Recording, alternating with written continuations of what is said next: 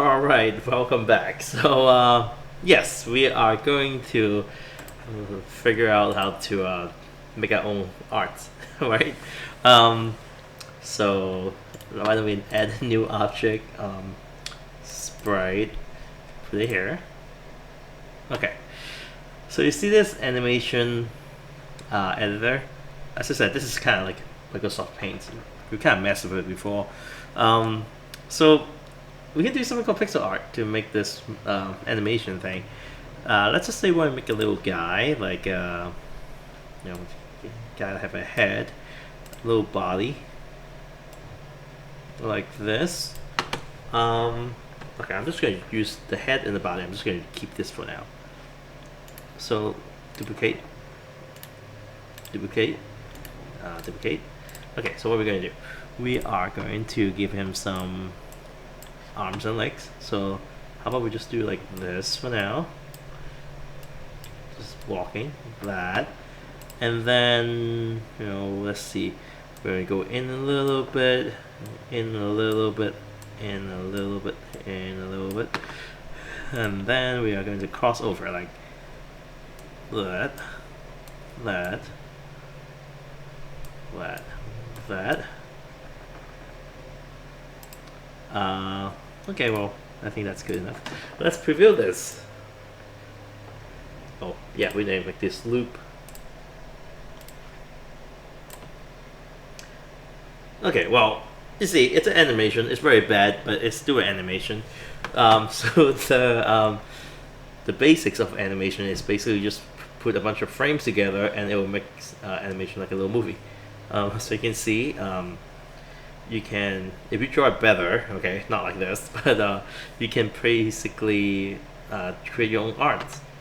So maybe we don't use, let's not use a human being as an example because that's difficult. Let's do something else. Okay, you cannot use this. Okay, all right, gonna delete this. Let's say we want to make a moving flag. Okay, that is a lot easier. Okay, so how are we going to do that? So I need a flagpole like this, a flagpole. Let's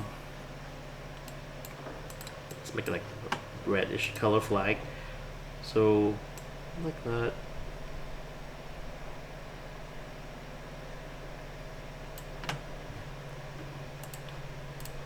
Alright, so that's the first frame. What can we do for the second frame? Well, why don't we go out, in here. So let's do a little eraser here. A little eraser here. Okay, and then we're gonna make this outward. So we're gonna paint this.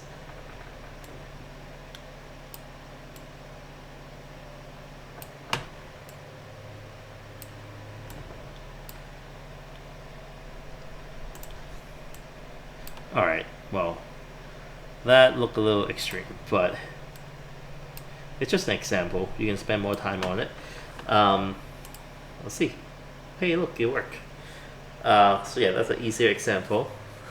Usually what happens is, yeah, you draw one frame and then you duplicate that and then you modify it a little bit, and if you do that enough, then you get yourself a good animation. The more frames you do, the more detailed the animation is, the better it look. So yeah, have fun playing around with drawing your own animation. While we're at it, well, I guess we don't need the flag anymore since we are using someone else's stuff here. While we're at it, how about music? Music is one of the elements in game design. So I'm not going to spend the whole a tutorial on how to write music, but I'm just going to show you some of the tools you can use.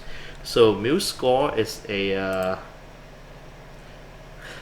score. Okay, so MuseScore is a free program that you can use to write music. So you need to know music notation for that. So feel free to give this program a try.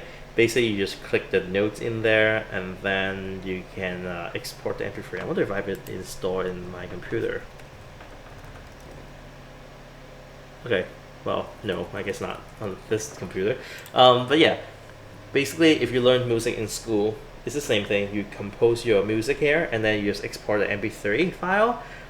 Basically, play the instrument for you in the computer, and then you can just import that backing construct in the music folder and just play it in the event sheet, and you'll have your complete games.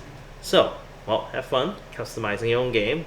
And the next video, we're gonna look at how to publish the game on the internet. So, we'll see you on the next video, and that will be our last one.